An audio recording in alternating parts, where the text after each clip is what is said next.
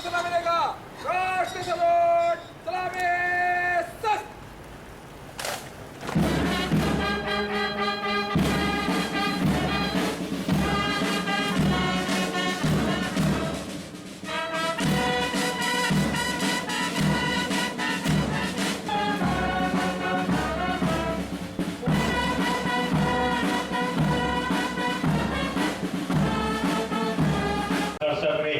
मुख्य दिवस के इस शुभ अवसर पर आज के इस कार्यक्रम के होगा।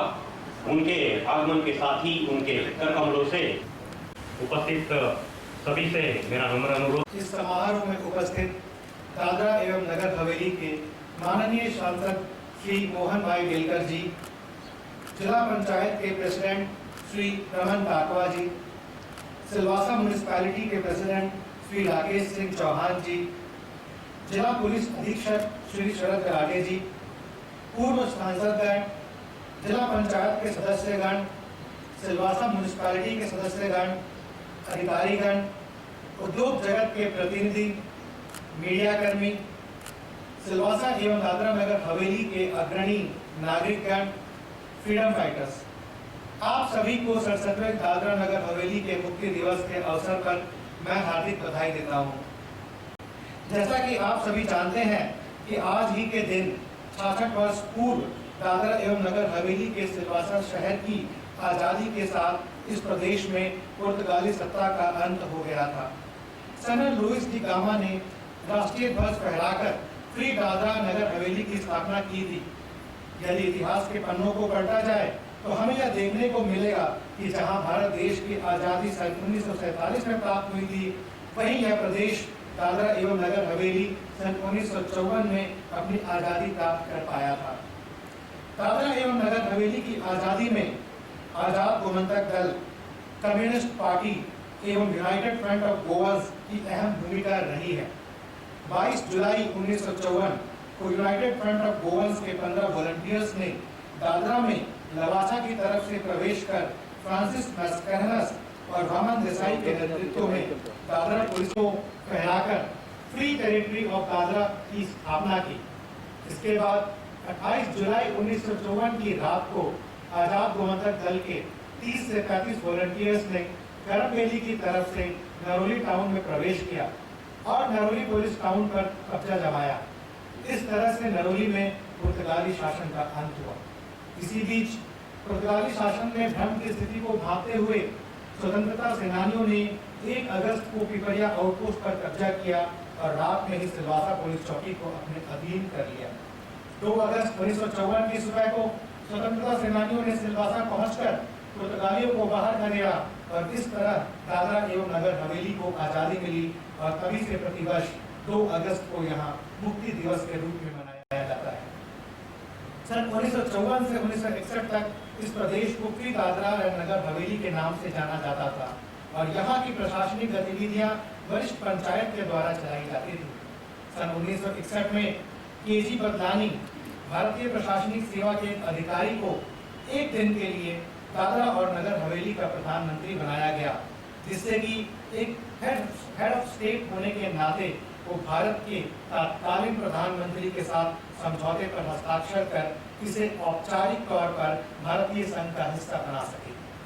11 अगस्त 1961 से यह प्रदेश भारतीय संघ का एक हिस्सा रहा है और 26 जनवरी 2020 से यह प्रदेश union territory of Dadra and Nagar Haveli and Daman and Diu का एक भाग बन गया है।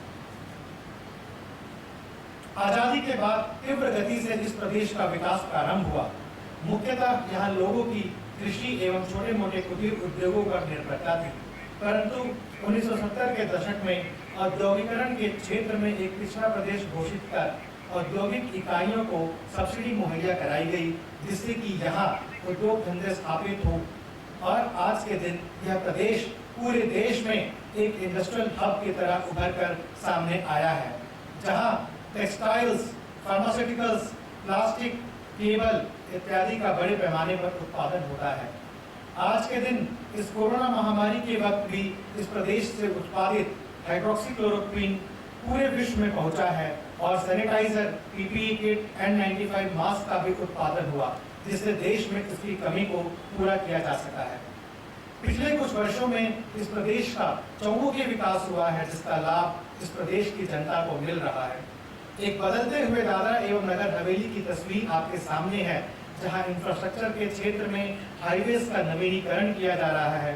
साथ ही साथ सिलवासा शहर को स्मार्ट सिटी के रूप में चयन होने के बाद कई नए प्रोजेक्ट्स पर काम शुरू हो चुके हैं, जैसे पंचायत मार्केट का रीडेवलपमेंट, कोर एरिया का सौंदर्यीकरण, 24/7 पानी की घर घर तक पहुंचाने की व्यवस्था, व्यापक पैमाने पर सीवरेज की व्यवस्था, integrated command and control centre, pedestrian friendly streets, electric bus सेवा इत्यादि शामिल है।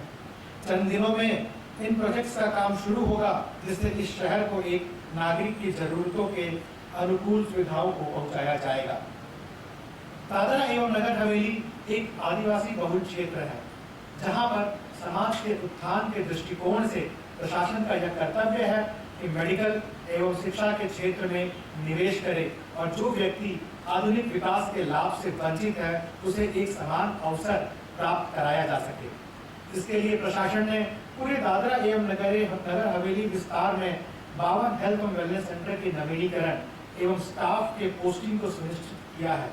पूरे प्रदेश में जन आरोग्य योजना के तहत लोगों को लाभ मिला और यह प्रयास किया गया कि कोई भी स्वास्थ्य की सुविधाओं के लिए प्रदेश के बाहर ना जाए। प्रदेश में medical college, nursing college, paramedical institute इत्यादि का शुरू होना यह दर्शाता है कि प्रशासन स्वास्थ्य एवं इससे जुड़े बुनियादी ढांचे को लेकर कटिबद्ध है। विरुद्ध संघर्ष में भी देखने को मिला है, जहां जनप्रतिनिधि एवं दादरा नगर हवेली की जनता ने बढ़ चढ़कर अपना हाथ बटाया और इनके सहयोग से प्रशासन को इस महामारी से निपटने में सफलता मिली है।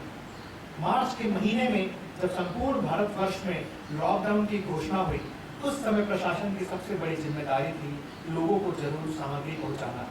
वहां पर हमें दादरा एवं नगर हवेली के उद्योग जगत तथा अक्षर पात्र जैसे एनजीओ का काफी सहयोग मिला और एक समय पर प्रतिदिन 16,000 के करीब लोगों को कुक मील दिया जाता था। उस वक्त सिलवासा एवं अन्य ग्रामीण विस्तार में जनता ने कानून की व्यवस्था का पालन किया, वह भी एक बहुत ही सराहनीय रहा है और जिससे कि अनलॉक 1.0 तक प्रदेश में न के बराबर कोरोना पॉजिटिव केस थे। यहाँ की जनता ने हाइजीन, डिसिप्लिन एवं मास्क पहनने को प्राथमिकता से लिया।